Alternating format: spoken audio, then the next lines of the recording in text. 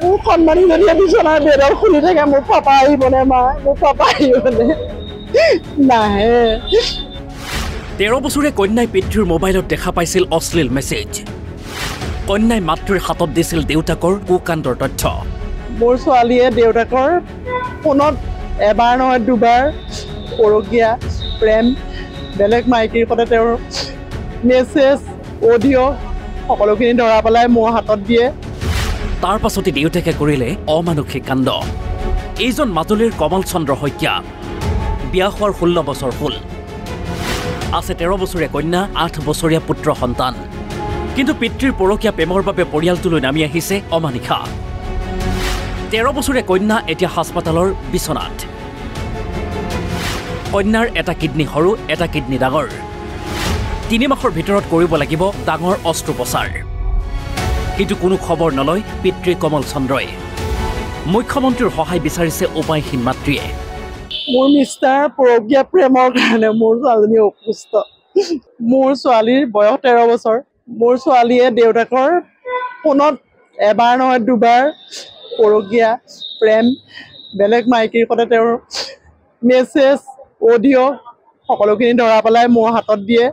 আৰু তেতিয়াৰ পৰাই মোৰ ছোৱালীজনীক মোৰ মিষ্টাৰে অকণো ভাল নাপায় সদায় কয় তই মোৰ সংসাৰখন কিয় ভাঙিলি মাৰক কিয় এইবিলাক বস্তু দেখুৱালি কিন্তু মোৰ ছোৱালীয়ে মোক দেখুৱালে মোক এইটোৱে কয় যে পাপাক না ভাল কৰা পাপা বাহিৰৰ কোম্পানীত থাকি বেয়া হৈ গৈছে মানুহজনে মোৰ ল'ৰা ছোৱালীহালৰ দায়িত্ব অকণো নলয় মোৰ 8 বছৰীয়া ল'ৰা এটাও আছে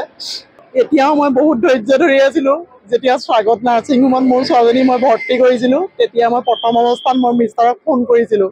4-5 বাৰ মই ফোন কৰিছিলোঁ মোৰ ফোনটো তেওঁ ৰিচিভ কৰা নাছিলে তাৰপিছত মোৰ লগত যিজন খুৰা আহিছিলে মই খুৰাৰ দ্বাৰা মেছেজ দিছিলোঁ আৰু তেওঁক মই কথা পাতিবলৈ জোৰ কৰাইছিলোঁ তেতিয়া মানুহজনে কৈছিলে যে মোৰ ছোৱালীজনী মেণ্টেল ডিফেক্ট কিন্তু মোৰ ছোৱালীৰ মেণ্টেল ডিফেক্ট নহয় মোৰ ছোৱালীজনীৰ কিডনী দুটা এটা ডাঙৰ এটা সৰু 3 মাহৰ পিছত ডক্টৰে অপাৰেশ্যন কৰিবলৈ কৈছে আজি মই যিহেতু এগৰাকী মাতৃ হিচাপে মই ইমান দুখ পাইছোঁ এখন নাৰ্ছিং হোমত মই তলত মই অকলে থাকোঁ মই 4-5 বাৰ ওপৰৰ ফ্ল'ৰত গৈ গৈ ছোৱালীজনীৰ মুখখন চাই চাই মই কান্দি আহোঁ কিন্তু মোৰ মিষ্টাৰে মোৰ মৰম লগা সন্মানজনীৰ ওচৰত অলপ কোনো নকৰে এবাৰ চাবলৈও নাহে মোৰ সন্মানীজনীয়ে বিচনাৰ বেডত শুনি থাকে মোৰ পাপা আহিবনে মা মোৰ পাপা আহিবনে নাহে মোৰ মানুহজনৰ নাম শ্ৰীযুত কমল চন্দ্ৰ শইকীয়া আৰু তেওঁৰ কাৰণে মোৰ এখন সুখৰ সোণৰ সংসাৰ ধ্বংস হৈ গ'ল নিমিষতে মুখ্যমন্ত্ৰী ডাঙৰীয়াই যথেষ্টখিনি ভাল কাম কৰি আছে কিন্তু এটাই পৰিতাপৰ বিষয় এখন আইন তেওঁ উলিওৱা নাই সেই আইনখন উলিয়াব লাগে মোৰ নিচিনা বহুতো মহিলা আছে বাহিৰৰ কোম্পানীত গৈ তেওঁলোকে কাম কৰে ইনকম কৰে কিন্তু তাৰ মাজত তেওঁলোকে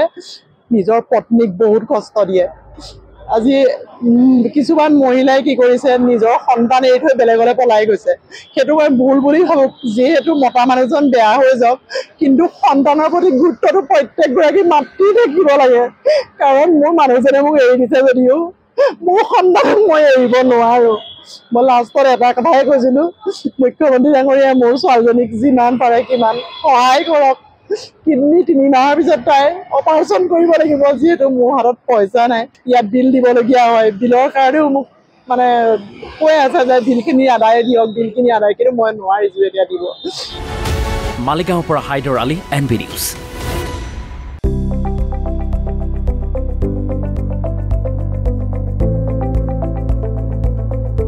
NB নিউজ সহজ সৰল ভাষাত নৱভাৰতৰ কথা